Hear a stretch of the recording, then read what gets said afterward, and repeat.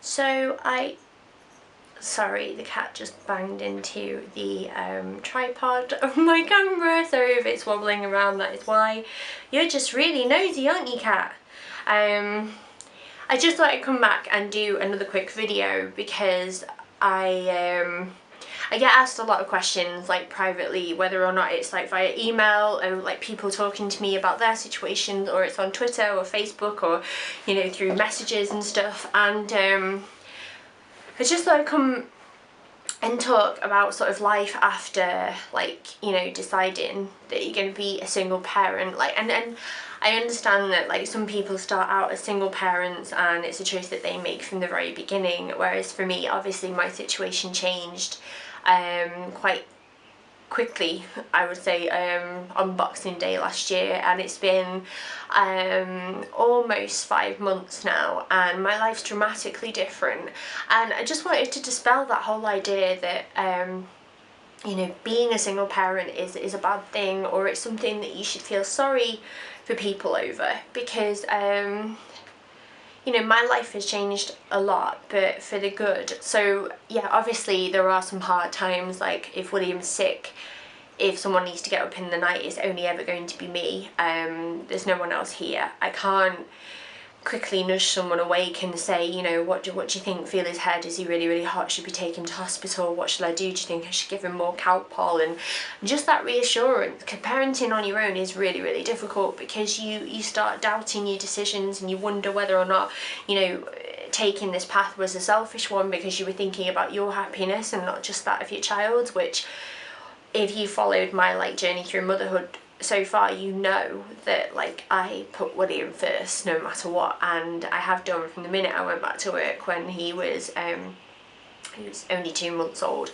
And so to do that was really difficult, and to go through everything on my own was difficult. I don't have much free time, and when I do have it, I have to work around other people's schedules a lot, and I have to beg to my mum and dad a lot to enable me to go and do some things, like, you know, spend time with Mark or go to social events just to keep myself sane. And in a way, I feel like I raise my son very much in like a wolf pack. I've written about this on my blog, I'll leave the post below. But I feel like when you're on your own and when you're going through hard times, you really realise who you have by your side and who is there for you. And my parents are very much involved in the upbringing of William, and they always have been, but especially now. And they enable me to stay sane and have time to myself and time to like work on my relationship. And it's a blessing, and I know that not everybody has that. And then yeah, there is the loneliness. Like, I can't expect people to come and entertain me 24/7 once William's in bed. That is what I found really hard initially, because, you know, I've got a family home. It's got 3 bedrooms, and you know, there's 2 people knocking around in it, and you know, so obviously I have visitors and I have people staying over and things like that, but it's just not the same when you're on your own. Like, you have to know that, did I lock the front door? And you know, there's that feeling when I was a little girl, I could only really sleep properly if my dad was in the house, because my dad made me feel safe. Whereas now I have to put that aside and think, you know, I have to make William feel safe, and I am that person. I have to protect him. I have to listen out for bumps in the night, and I have to make sure that, you know, my fire alarm's replaced, and that I've locked the front door properly, and that I've put the bins out, and that's hard. And obviously there are financial implications as well, but the one thing that I've learned from it more than anything is that I am so capable at so many things, and I don't need a man, and I'm not a bad mother or any less of a mother, and William is not having any less of a childhood because he has parents that are separated. I think that he has benefits in many ways, and obviously he's not going to experience, you know, his birthday's in a month, and it's going to be an emotional time for me because he's not going to experience that, you know, opening presents with mummy and daddy type thing anymore. But he will get 2 sets of love in different ways. He will get different experiences, and more than anything, like, I hope that he will always have parents that love him, and he will always know that. And obviously he's benefiting from other people in his life. I don't want to talk about my relationship too much because I like to have things for myself and I need that privacy. But I am really, really lucky that I have someone that took me on and took William on, and not just in a sense where he just accepts that William exists, in a sense where he'll like play games with him and make him laugh and think about him and wipe his nose or his face when he's been eating, and you know, remind me that I've left the baby monitor upstairs when I've come down and forgotten it, and just things like that. Like he does so much and he doesn't get enough credit for what he does, and he's absolutely brilliant with William, and you know, William gets to benefit from that too, and it's great. And like, I just think that sometimes single mums are a little bit overlooked as maybe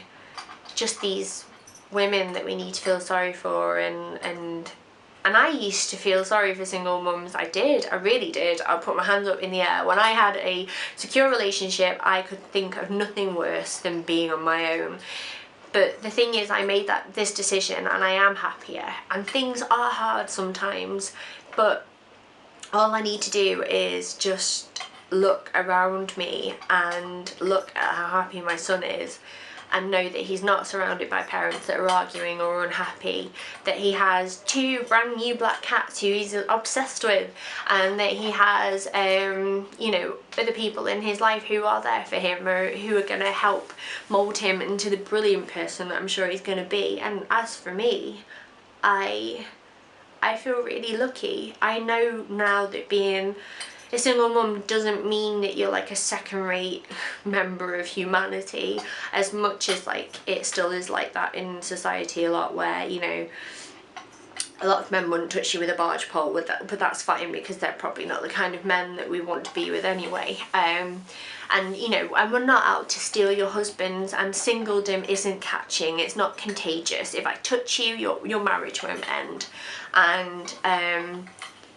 And yeah, okay, people develop opinions on things like to try and work out why you split up, and there's a he said, she said attitude about it all. But like, life is good, and it can be okay, and more than okay, it can be brilliant.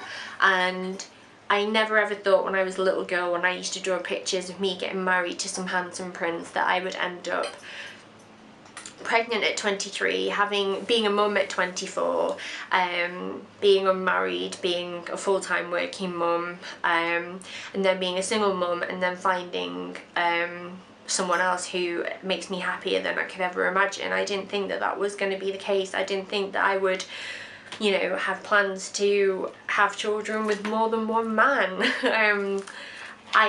I didn't think that that was going to happen. I didn't think I'd end up where I am, but I am happy, and I just thought this was probably the best way to kind of like try and just reassure anyone else that's going through what I went through 5 months ago, that like, you will be okay, and you know, you can do this, and you can be happy again. You don't need a man straight away, and you don't you're not a bad mum.